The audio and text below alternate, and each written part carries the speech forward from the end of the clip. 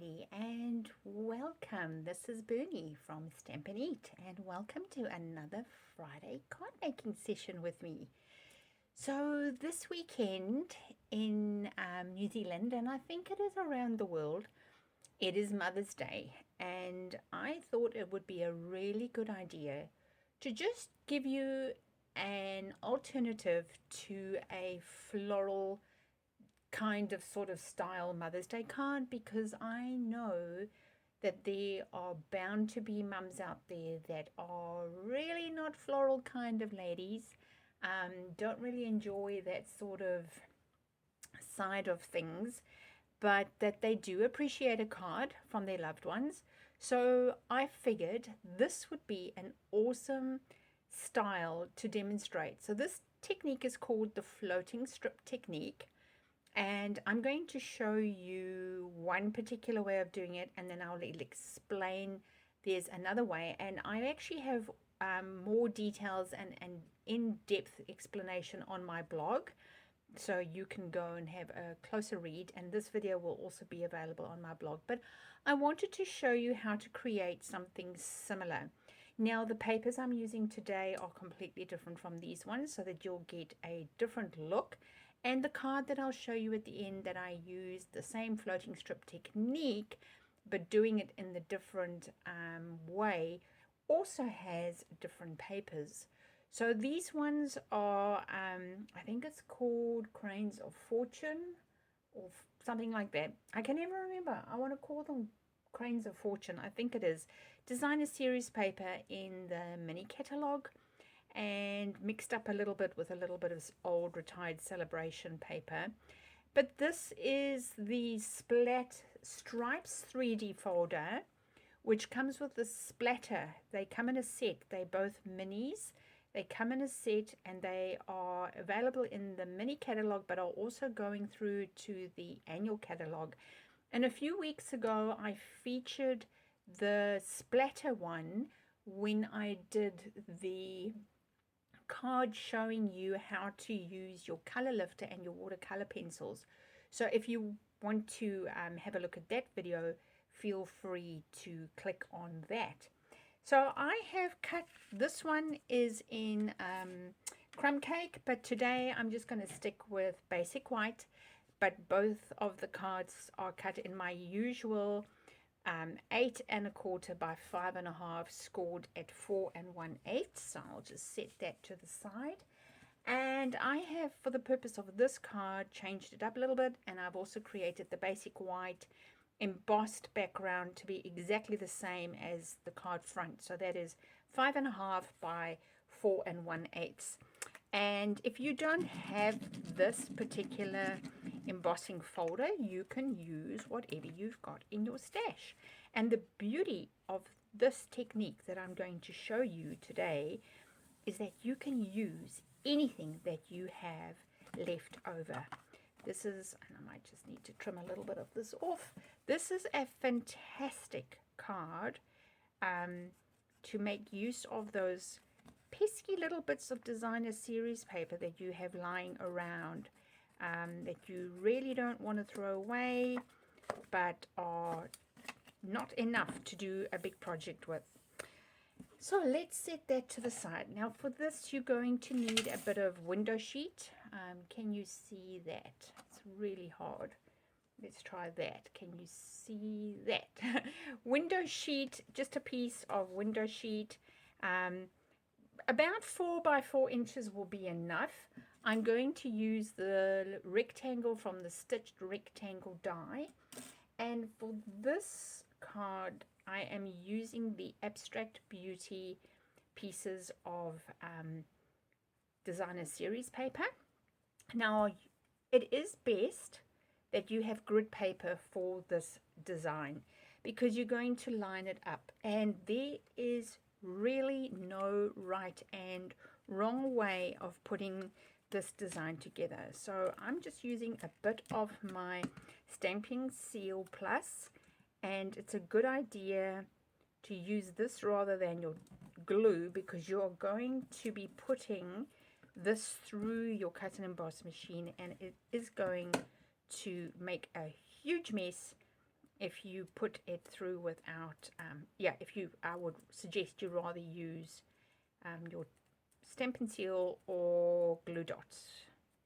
So I'm going to pop this, oops, and I'm going skew. So using your grid paper, there is no rule as to how wide or how close you put these pieces of paper. So I'm going to just create a bit of a wider break there, as long as you're getting them over your rectangle.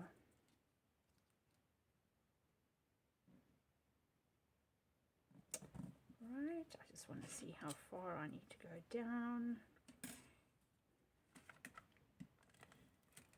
I'm using my silicone craft sheet for this because it doesn't stick when I lift it up. So let's just see, that's going to go.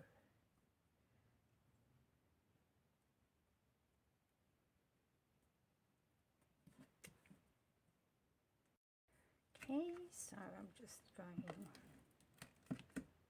might just need to add some more there. You will find that on the thinner ones you'll just need to push your glue back. I'm just going to go right up with that one. Oops, realized I hadn't glued that one down there. It's not helpful. Just a little tip, when you are using your stamping seal, it's good to just flick the end up when you are using it so that it doesn't get stuck like that. It's just a very handy tip I saw demonstrated and I thought that was quite clever. So now I have created, and this one's just stuck at the bottom, so I have now created this design. I'm going to run my so you see, oh yeah, I'm going to do that. I'm going to place the die over this. Now the other option is I could have first cut this out of the acetate and then glued the pieces down and then turned it upside down and cut it with a scissor, which is what I did with the other design, but I actually want this stitched detail on the end. So I'm going to pop you on pause and I'm just going to run this through my cut and emboss machine and I will be back. Alright, so I have run it through the cut and emboss machine. You will find that you probably need to go through it twice with it being on acetate, and even so I'm just looking at this and I'm thinking actually, do I need to go through again? Let's have a look. I may or may need to go through this one more time. Let's have a look. So far so good. I'm just going to use my glue scissors and just cut away at the frame.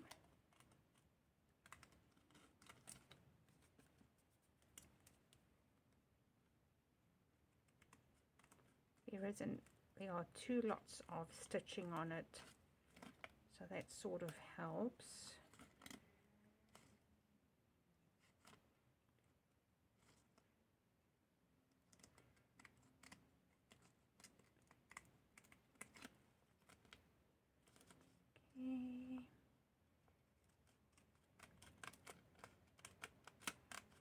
Okay, you can actually hear it giving way. It's just this last piece of the black is just not giving in, hey. Okay, let's move that all to the side. So that's great. Now we've got the design is all ready. Now all we need to do is we need to pop it on there, and the best way to do that is with dimensionals. And I found that if you pop them on the wider side and keep them equal, then all right, I'm at the end of that, so let's just cut some off. So here you can see, do use the edge of your, pop some in there. Do use the edge of your dimensionals. Don't ever throw them away. I hope you don't. If you don't throw them away thinking that once it's finished on the inside, because these guys on the outside are just as worthwhile keeping. And we'll just pop those in the middle, and I think we'll be good to go. I'm just going to snip that one there. This row needs a little bit over here on the pink. This design should not take you very long to create. I think the longest is to figure out what papers you want to use, and I just pick and choose my width. I don't have a formula. I cut some thin, I cut some thicker. No, none of them are more than 3/4 of an inch, so they're all pretty skinny, as it were. Okay. And now you just decide where are you going to place this, and I'm going to put this bang in the center, and that's your card. So you could, let me bring this close to the camera, you could, I see my washi tape took a bit of blue there, so what I would do there is maybe put a bow, or put another sentiment on there. You could put a saying on here. So that is just a really, really simple way to create a card. Now, this one, I first cut the circle out. I then adhered the strips, and then I cut it out with scissors. And I must say, I still do prefer doing it this way around. But yeah, it's really personal preference. So that one's just with a plain. I think having a little bit of a skinnier border is good for the design, but that is really, really up to you as to which you prefer. And I love those colors from the Cranes of Fortune paper. But there you have a very feminine but not floral Mother's Day card that you can make for anybody in your life that is not wanting to be too frilly or too feminine. So I hope you've enjoyed that very easy technique. It's called the floating strip technique. And just reminder, if you haven't yet subscribed to my channel, if this is the first time, it would be really, really awesome if you could please click the subscribe button and click the bell, because I am trying to grow my membership, my subscribers, as well as subscribe to my newsletter, and all those details are below in the drop down box. And don't forget to go and check out my blog, where all the details, measurements and more instructions are on my blog as to how to make this card. So thank you so much for visiting me. Thank you for visiting my YouTube channel, and remember, until we meet again, stamp, eat, sleep, repeat. Bye.